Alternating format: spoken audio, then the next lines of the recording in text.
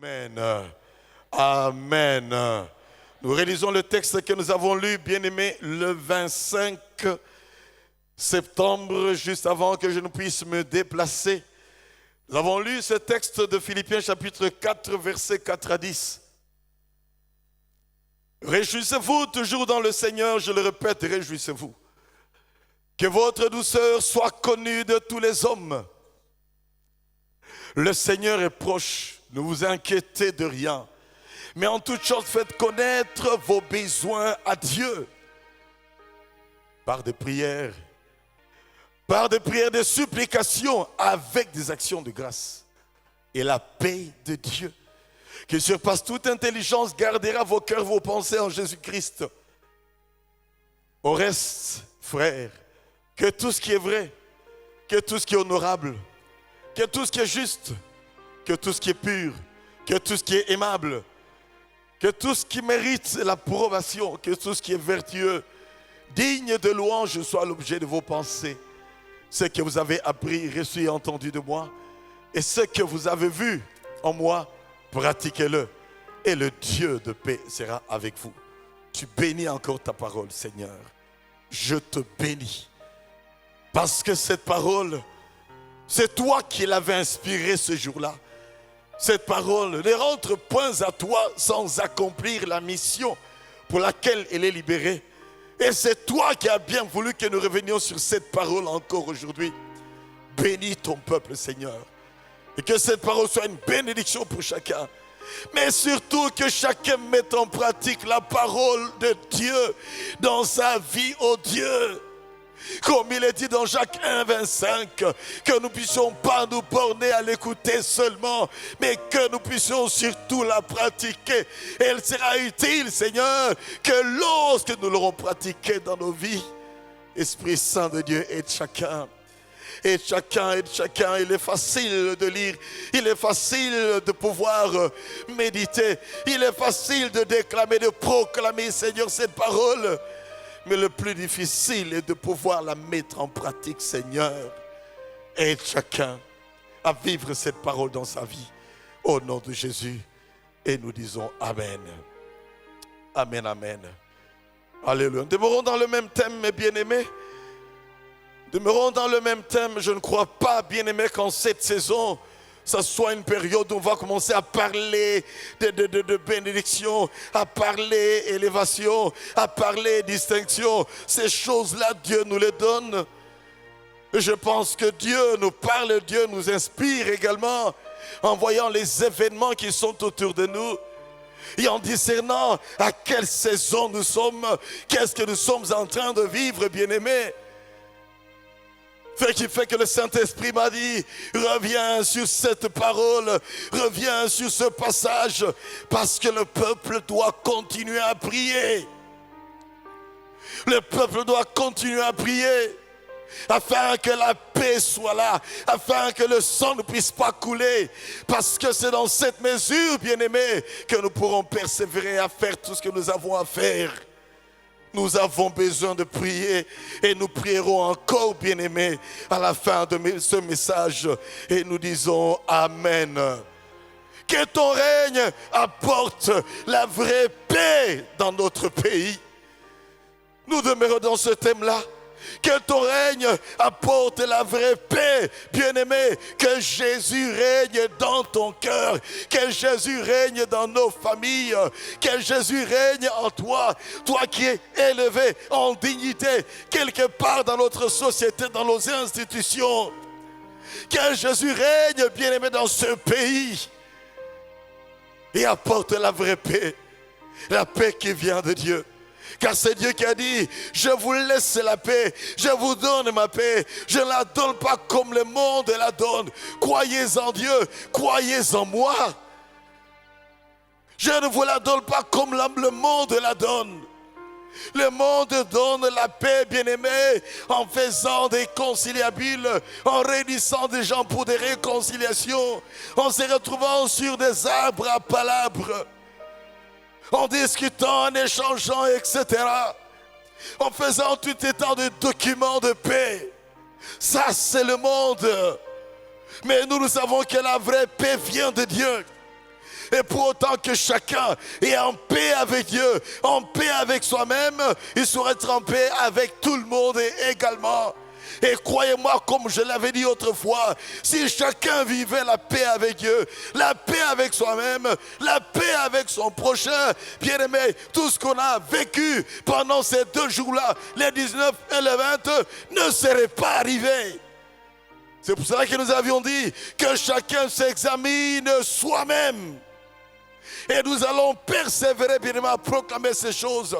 Que chacun s'examine soi-même pour savoir s'il est dans la foi, s'il est toujours dans sa foi, s'il est toujours en communion avec Dieu, s'il est toujours en paix avec Dieu, en paix avec soi-même, en paix avec le prochain. Alors, bien-aimés, nous allons répandre la paix autour de nous. Nous avions relevé 4 recommandations sur lesquelles nous allons revenir dans ce passage où Paul en prison écrit aux chrétiens qui sont à Philippe, afin que ces chrétiens puissent pouvoir être des gens qui demeurent dans la joie, quelles que soient les circonstances. C'est un prisonnier qui exhorte, bien-aimés, les chrétiens de Philippe à être dans la joie, tout en les remerciant pour le don qu'ils avaient fait de le soutenir par Épaphrodite qui avait été leur envoyé. 4 recommandations nous avions relevées. La première recommandation concerne l'attitude du chrétien. Est-ce que Paul se disait qu'il peut arriver que les moments difficiles puissent leur arriver et qu'ils auront besoin de la paix? Je sais quelle était la pensée profonde qu'il avait. Mais une chose est certaine, c'est que ces choses ont été écrites pour notre instruction. On a vu, première recommandation, attitude du chrétien de tous les jours. Versets 4 à 6a. Réjouissez-vous toujours dans le Seigneur. Qu'on peut dire que la joie du Seigneur soit toujours votre force. Que la joie du Seigneur puisse toujours vous remplir. Que la joie du Seigneur soit toujours votre partage. Que jamais la joie du Seigneur ne puisse quitter votre vie. Que rien dans ce monde ne puisse vous ôter la joie du Seigneur, la joie d'être enfant de Dieu. Car il n'y a pas de plus grande joie que de connaître le Seigneur. Rien dans ce monde ne peut nous communiquer, bien-aimés, la joie qui dépasse la joie d'appartenir à Jésus-Christ, de marcher avec Jésus-Christ. Rien ne peut nous arracher la joie de savoir que nous sommes bien-aimés sous le contrôle de celui qui tient le monde entier dans ses mains. L'univers entier est dans sa main. Il est le maître des temps et des circonstances. Quel que soit tout ce qui peut se passer, bien-aimé, dans ce monde, dans cette vie, dans notre pays, toi, chrétien, demeure joyeux à tout moment, en toutes circonstances. Lorsque tu es joyeux, tu vas même impacter ceux qui sont autour de toi. Lorsque tu es joyeux, ils seront interpellés par ta joie et tu auras l'opportunité de leur parler de Jésus-Christ. Lorsque tu es joyeux, comme disent les spécialistes, il y a les hormones de la joie qui vont se manifester en toi et qui vont faire en sorte que tu puisses vivre même longtemps. Une personne toujours triste, bien-aimée, comme je l'avais dit, libère des toxines qui sont en train de l'empoisonner, d'empoisonner son sang et qui fait qu'il peut développer des maladies psychosomatiques à cause de la tristesse tout simplement. Soyez joyeux, toujours joyeux, réjouissez-vous toujours dans le Seigneur. Cela veut dire que lui-même, Paul, tout en étant en prison, il se réjouissait dans le Seigneur. Sûrement que chaque matin il se levait, il parlait en langue, il était bien aimé, lié physiquement, mais pas lié spirituellement. La joie du Seigneur faisait sa force là dans la prison. Il pouvait souvent impacter les autres prisonniers. qui pouvaient se poser des questions. Mais enfin, cet homme, n'as-tu pas de bonnes raisons d'être triste dans cette prison? Comment se fait-il que tu es si joyeux? Bien-aimé, la joie du Seigneur, c'est quelque chose qui est en nous que rien ne peut ôter, à moins que toi-même, à cause du péché, où tu te détournes du Seigneur, tu laisses autre chose ou quelqu'un enlever cette joie. Amen, amen, amen. La joie du Seigneur. Réjouissez-vous toujours. Pas sporadiquement, pas circonstanciellement, pas momentanément, pas à certaines époques tout simplement, mais toujours, est-il dit, adverbe de temps. Réjouissez-vous toujours dans le Seigneur. Qu'on t'accuse pas, réjouis-toi dans le Seigneur. Qu'on fomente des choses contre toi, qu'on te vilipende, réjouis-toi dans le Seigneur. Qu'on te calomnie, qu'on te critique, réjouis-toi dans le Seigneur. Car lui, il connaît ton cœur. Il sonde ton cœur et terrain. C'est lui qui t'a formé. Il te connaît de fond en comble. Lui seul peut te justifier. Réjouis-toi dans le Seigneur. Qu'est-ce qui t'attriste ce matin? Si c'est ton mari qui t'a battu et vous êtes en plus les deux ce dimanche à l'église, écoute madame, réjouis-toi dans le Seigneur parce qu'il y a quelqu'un qui t'aime plus que ce mari bourreau. C'est Jésus. Il t'aime plus que ce mari bourreau. Réjouis-toi dans le Seigneur. Quels étaient les résultats que tu as eus à l'école ou, je sais pas moi, à l'université? Réjouis-toi. Tu as donné le meilleur de toi-même, mais tu te retrouves avec des points que tu estimes que tu ne mérites pas. Surtout que ces choses, ce sont des choses que l'on voit de temps en temps dans notre pays. Que Dieu nous aide. Afin que ces gens de professeurs qui font disparaître les points des étudiants, pour qu'on puisse leur donner un peu d'argent, que Dieu nous aide et que ces gens de professeurs, malgré leur intelligence, malgré leur connaissance, qu'ils soient sommités, je ne sais dans quel domaine, ils ne méritent pas d'être professeurs. Toi, réjouis-toi, Dieu te justifiera, quels que soient les temps qui passent. Réjouis-toi dans le Seigneur, même si du fait que tu as refusé de coucher avec ce professeur, nous en entendons quelquefois de ceux qui sont dragués par les profs. Et les filles qui viennent nous dire, pasteur, on est embêtés. J'ai dit, demeure ferme. Et surtout ne cède pas. Réjouis-toi dans le Seigneur dans tous ces combats. Réjouis-toi dans le Seigneur, quelles que soient ces difficultés au travail. Où on ne veut pas te donner des missions, on ne veut pas t'élever, on ne veut pas que toi également, tu puisses vivre les privilèges des autres, parce que tu ne veux pas céder ton corps à ce patron, que Dieu s'occupe de ce patron-là.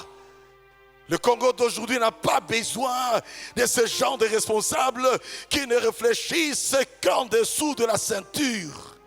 On n'a pas besoin de ce genre de responsables. Et croyez-moi, nous prierons afin qu'on puisse vraiment que Dieu seul se mette à l'œuvre pour tamiser les responsables dans notre pays. Les passer au tamis. Qui de multiplicité, bien-aimés, d'exclusion au travail, de mise à pied, de multiplicité de ces gens-là qui sont licenciés de manière incompréhensible. Mais Dieu est vivant. Amen, amen. Toi qui connais les injustices, réjouis-toi dans le Seigneur. Ils pensent qu'ils t'ont vaincu. Non, ils ne t'ont pas vaincu. Ils pensent qu'ils t'ont puni. Non, ils ne t'ont pas puni. C'est la volonté permissive de Dieu qui a permis que tu vives ce que tu as vécu ou que tu sois en train de vivre ce que tu es en train de vivre. Mais la Bible dit ceci: mon Rédempteur est vivant. Il s'élèvera le dernier. Et nous disons Amen. Et j'entendrai encore beaucoup d'autres témoignages. J'en ai vu ici, dans notre ville, bien-aimé, quelqu'un qui vient me dire: pasteur, injustement, on m'a fait partie de mon travail, on a prié avec lui. 6 mois après, on l'a récupéré, on l'a élevé.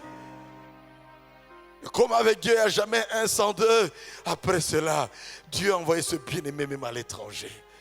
Amen, amen. Comme vous dites que quand Dieu commence à bénir, il n'arrête pas de bénir. Ce n'est pas pour rien qu'il dit qu'il ouvrira les écluses des cieux. Savez-vous c'est quoi les écluses?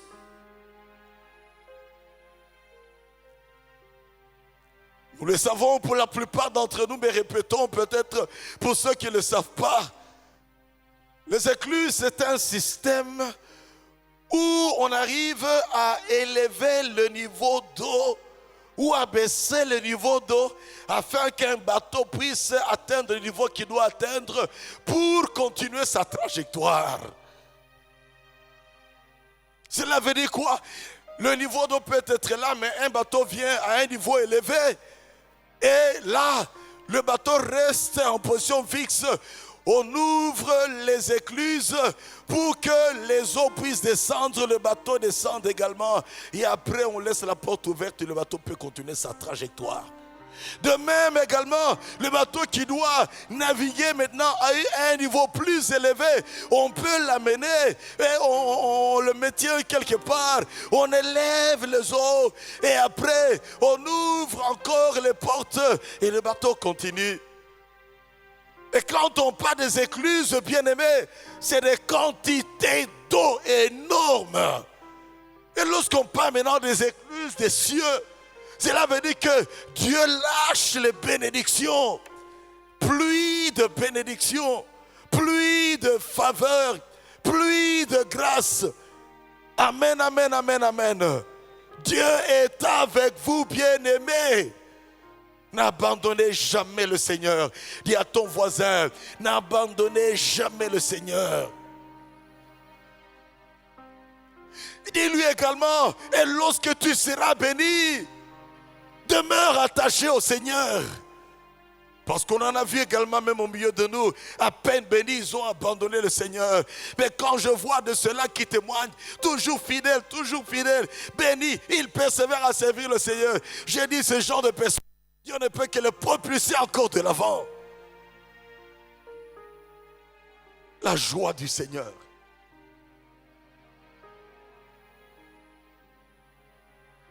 Réjouissez-vous toujours. Que votre douceur, c'est toujours dans les attitudes. Et curieusement, on verra que c'est pratiquement des fruits de l'esprit qu'on est en train de nous rappeler là. Bien aimé, quand tu es rempli de fruits de l'esprit, ça sera pour toi comme un passe-partout où que tu ailles. L'amour, la joie, la paix, la bonté, la fidélité. Et la douceur, bien aimé, c'est dérivé également quelque part de la joie, de la paix. La douceur. Ne sois pas un brut dans la vie. Ne sois pas un brut physique. Ne sois pas un brutal par ton langage. Ne sois pas un brutal par ton comportement. La douceur. Que votre douceur soit connue de tout le monde. Tu peux avoir un chef responsable, ton chef direct, qui est un tel brutal, mais ta douceur peut l'adoucir. Car le Saint-Esprit, bien-aimé, est aussi comme un adoucissant ou adoucisseur. Et quand il t'a communiqué la douceur, le chef peut crier. Tu restes calme et doux. Prochainement, il ne va plus crier. Parce qu'il verra que même lorsqu'il crie, il a perdu de l'énergie inutilement. Que votre douceur soit connue de tout le monde. Et quand tu es quelqu'un de doux, on ne va pas te confier n'importe quelle mission. On ne va pas te demander d'aller faire du n'importe quoi. Parce qu'il y a la douceur de Christ en toi. On dira que non, pas lui. Et c'est là où je me pose des questions. Lorsqu'on fait certaines choses, bien-aimés, on prie le dimanche, après on va casser. On prie le dimanche, après on va critiquer, vilipender. On prie le dimanche, puis on va dire du n'importe quoi. On prie le dimanche, bien-aimés, est-ce que réellement on est en communion avec le Seigneur? Être en paix, bien-aimé, avec Dieu, être en paix avec soi-même, cela veut dire aussi vivre la joie du Seigneur, vivre la douceur du Seigneur.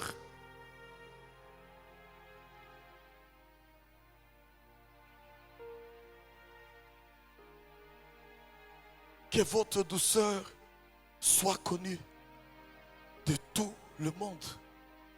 Tout le monde. Pas seulement ta femme. Pas seulement ton mari. Pas seulement les enfants. Au travail, ta douceur doit être connue. Et par ta douceur, on ne te confiera pas, bien-aimé, n'importe quelle mission machiavélique. On ne te dira pas d'écrire n'importe quoi dans un journal pour vilipender ou détruire quelqu'un. Parce que la douceur, ça parle, bien-aimé.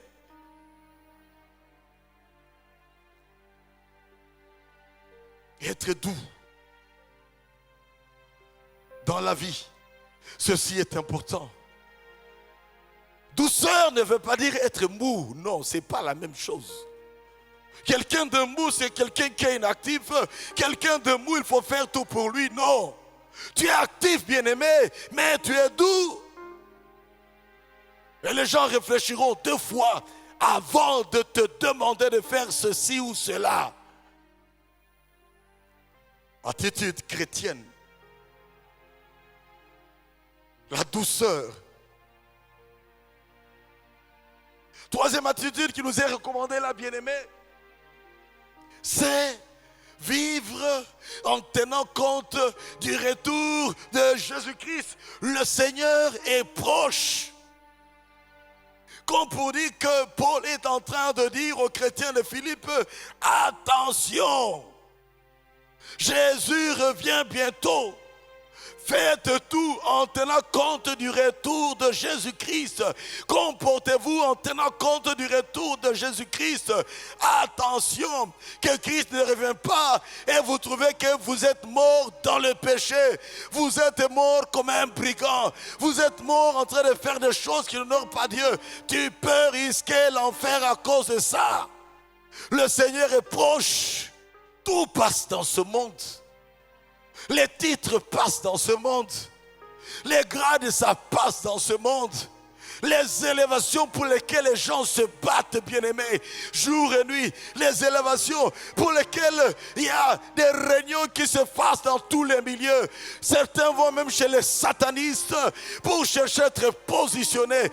D'autres encore vont chez leurs gourous, chez leurs féticheurs, afin de s'envoûter les uns des autres. Et que dirais-je encore? Il ne manquerait plus que les empoisonnements. Tout ça parce qu'on tient à être positionné.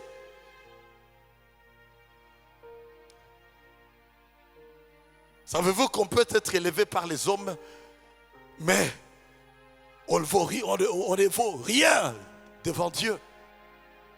Élevé par les hommes, mais Dieu te rabaisse. C'est pour cela que l'élévation qui vient de Dieu, c'est la meilleure. Et quand ça vient de Dieu, il n'y a pas de précipitation. Car Dieu élève qui il veut, comme il veut, quand il veut. Est-ce que David savait qu'il va être élevé? Est-ce que bien-aimé Gédéon savait qu'il va être élevé? Est-ce que Jephthé, fils d'une prostituée, pensait pouvoir être élevé? Pas du tout. Quand ça vient de Dieu, Dieu lui seul va stabiliser également les choses. Vivons notre vie chrétienne, bien-aimés, en tenant compte du retour de Jésus-Christ. Presque tous les signes sont là. La trompette peut sonner. Ça va te trouver en train de te bagarrer, en train de te chamailler afin de lutter en faveur des êtres humains. Ou ça va te trouver en train de veiller sur toi-même et en train de prêcher la bonne nouvelle. Par ta vie, par la joie, par la douceur, par les fruits de l'esprit que tu manifestes, par des interpellations que tu peux faire aux uns aux autres, par le refus à pouvoir pratiquer certaines choses parce que ça va à l'encontre des vertus chrétiennes. Et la Bible dit que ton oui soit oui, que ton non soit non. Amen, amen, amen. Que ton oui soit oui, que ton non soit non, dit la parole de Dieu. Il y a des choses en tant que chrétien, il faut apprendre à dire non, quel que soit, bien-aimé, c'est que tu peux perdre, bien-aimé, apprends à dire non dans le Seigneur, ça je ne ferai pas, là je ne dirai pas, ce complot je refuse. Ou on est enfant de Dieu, on n'est pas enfant de Dieu. Satan ne veut pas être seul en enfer. Il veut empêcher le plus grand nombre, bien-aimé, des incroyants à venir au Seigneur. Il veut ramener certains croyants à la dépravation, à la chute spirituelle, afin que, remplis de démons, ils soient avec lui un jour en enfer. Et pour cela, il ne cesse de nous tenter jour et nuit. Et il nous tente tantôt d'une manière, tantôt d'une autre. C'est pour cela, chrétien, sache que tu seras tenté jusqu'à la fin de tes jours ici-bas. Que Dieu te trouve debout, que Jésus te trouve debout. Lorsqu'il viendra chercher son église, tu seras tenté, ne te leurre pas. Jésus n'a pas dit que vous ne serez pas tentés. Il a dit vous aurez des tribulations dans ce monde. Prenez courage. La tentation sera donc notre partage. Tentation afin que nous puissions tomber dans l'amour de l'argent, tomber dans l'impudicité, tomber dans le mensonge, tomber dans plusieurs choses. Satan veut tenter, éloigner beaucoup d'enfants de Dieu de la grâce et de la gloire que Dieu leur réserve. Le Seigneur est proche. Certains diront oui, depuis le temps de Paul, on le dit, que le Seigneur est proche. Oui, il a dit cela. Mais comme la Bible se complète par la Bible, les signes ont été donnés également par Matthieu. Il y aura des guerres, des bruits de guerre. Une nation se dressera contre une nation. Il y aura des famines. Il y aura des maladies bizarres, des calamités de toutes sortes, des tremblements de terre. Est-ce que nous ne le voyons pas, bien-aimés? Le Seigneur revient bientôt. Où en sommes-nous?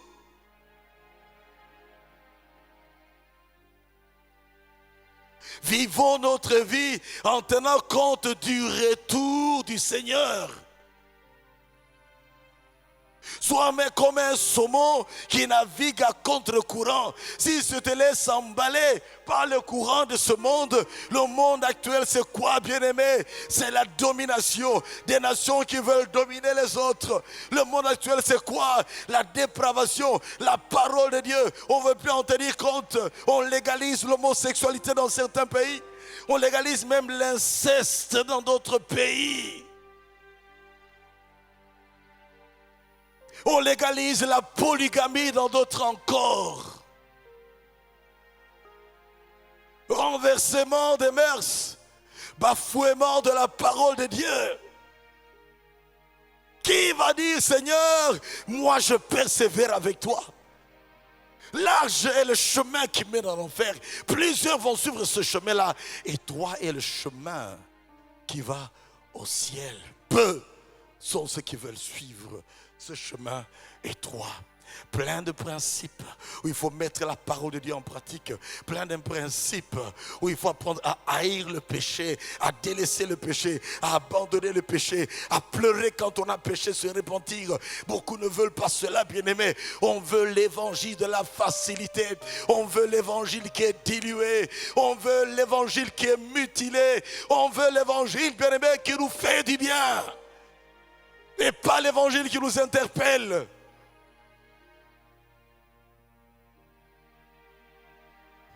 Jésus ne cherchait pas à faire plaisir aux gens. Il apportait la parole de Dieu. Jean-Baptiste ne faisait pas plaisir aux gens. Il prêchait la vérité qu'il devait prêcher.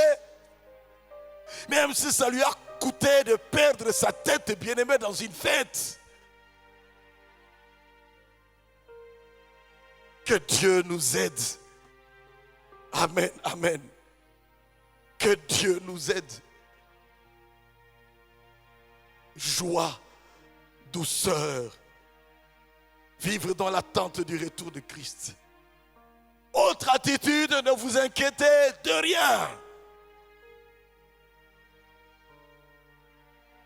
On est toujours bien aimé dans le développement de la première recommandation. Ne vous inquiétez de rien. Il y a de quoi être dans les inquiétudes pour certains.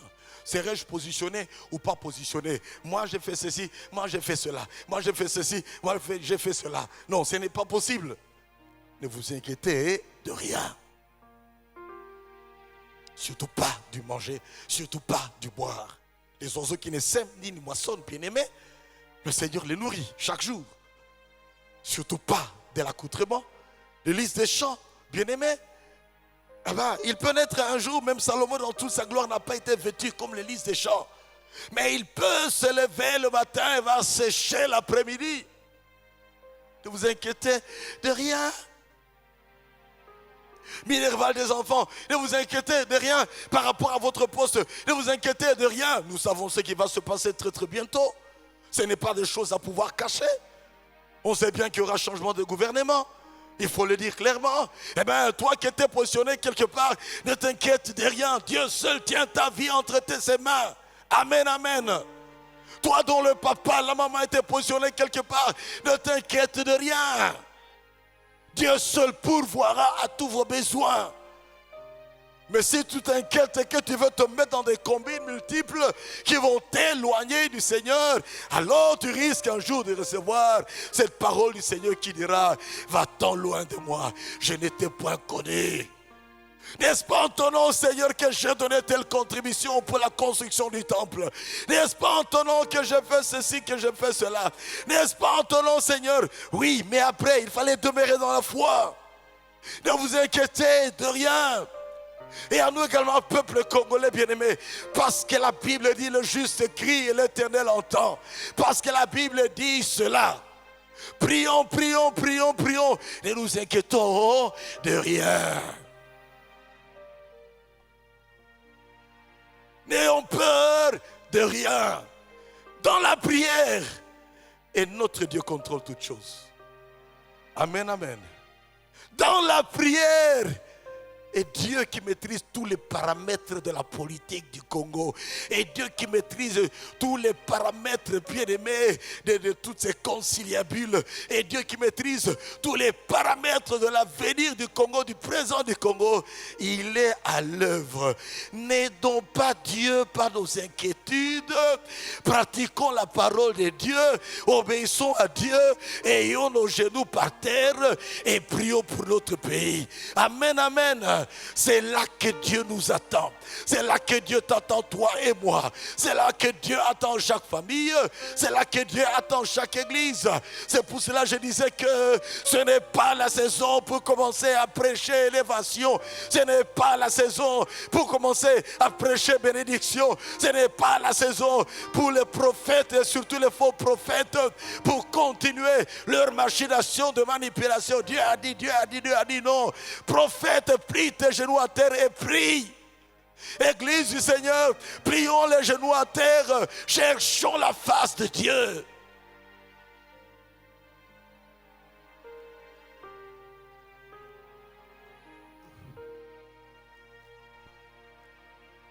Ne vous inquiétez de rien.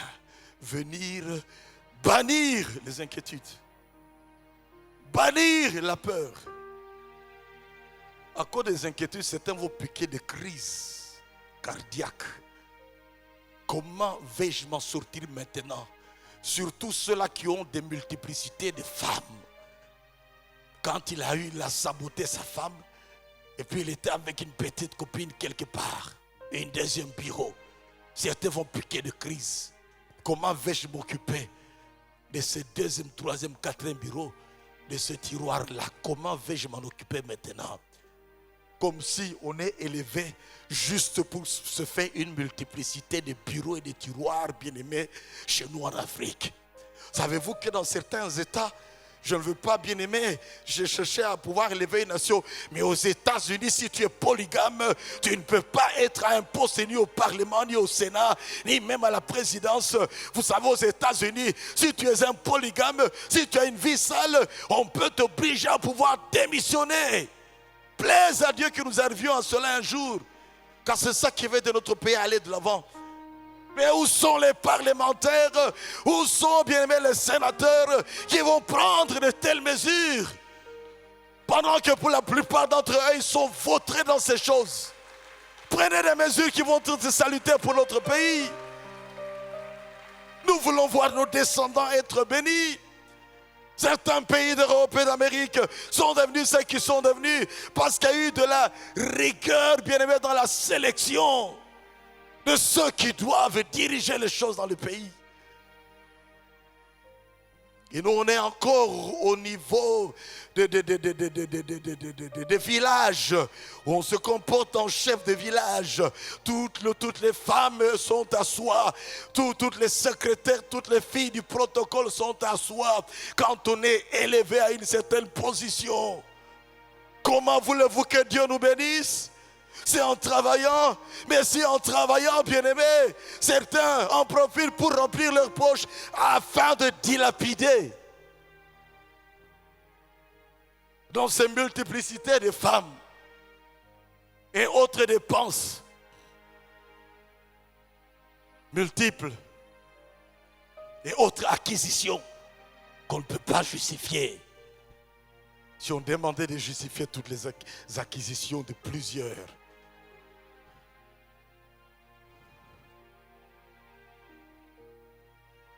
plusieurs prendront la poudre d'escampette, comme disent les Français. Que Dieu nous aide, afin que nous en arrivions à ce niveau-là un jour. Nous allons vivre la méritocratie. On poste ceux qui méritent, non pas le clientélisme. À cause des affinités, c'est mon cousin, comme ça on peut bien détourner avec mon cousin. C'est mon frère, comme ça avec lui on peut bien faire les jeux. Non, bien-aimé, le Congo doit aller de l'avant. Et c'est pour cela que nous vous parlons à vous, enfants de Dieu. Prions, prions, prions, prions, prions, prions, prions. N'est-ce pas que nous sommes un pays riche, bien-aimé, convoité presque par tous les pays du monde. Et ils sont étonnés dès qu'on nous voit quelque part, les Congolais, et ils savent très bien que le Congo est extrêmement riche.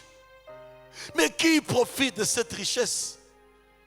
Même pour avoir une maison à crédit, on te dit 5 ans maximum. Mais qui est capable de pouvoir payer une maison de 180 000 $ en 5 ans? Qui? Si ce n'est de ceux-là qui sont très bien positionnés dans les entreprises, si ce n'est de ceux-là qui sont très bien positionnés dans le travail de l'État et le petit peuple. Et nous là, pensez pas que le pasteur n'a pas besoin d'acheter une maison à crédit également. Je peux bien vouloir en acheter également. Par la Bible dit, c'est aux parents d'amasser pour les enfants. Mais quand est-ce qu'on aura des crédits pour 15 ans, 20 ans? Par la grâce de Dieu, je suis même capable de payer ne fût-ce que 1 000 $ par mois. Si c'était en Europe, on m'en donnerait. Pour 1 000 $ par mois à rembourser. Mais dans notre pays, oh non. Mais je suis convaincu que nous y arriverons. Amen. Je rêve aussi d'un Congo prospère. Je rêve aussi d'un Congo béni. Je rêve aussi d'un Congo où chacun mangera à sa faim. Je rêve aussi d'un Congo où chacun aura le salaire qu'il mérite. Je rêve aussi d'un Congo où le jardinier, le pousse-pousseur peut arriver également, bien-aimé, à prendre une maison à crédit pour 20 ans. Je rêve de cela et j'y crois, bien-aimé. Et c'est pour cela que quand les amis de l'autre côté me disent, toi, qu'est-ce que tu fous là-bas? Regarde, tu tes poumons, tes poumons et tout et tout. Et puis ce que tu construis là, est-ce que tu vas en bénéficier? Est-ce que tes enfants vont en bénéficier? J'ai dit, les générations futures vont adorer Dieu dans ce temple-là. Amen, amen, amen. Et Dieu écoutera les prières qui sont montées d'ici. Et Dieu exaucera vos prières, bien-aimés. Et Dieu nous bénira. Et Dieu bénira nos enfants. Et Dieu bénira notre descendance. Nous allons prier, on continuera la fois prochaine. Lèvons-nous, mettons-nous debout s'il vous plaît. Mettons-nous debout. Mettons-nous debout, nous allons prier pour notre pays. J'aime mon pays, le Congo. J'aime mon pays, le Congo.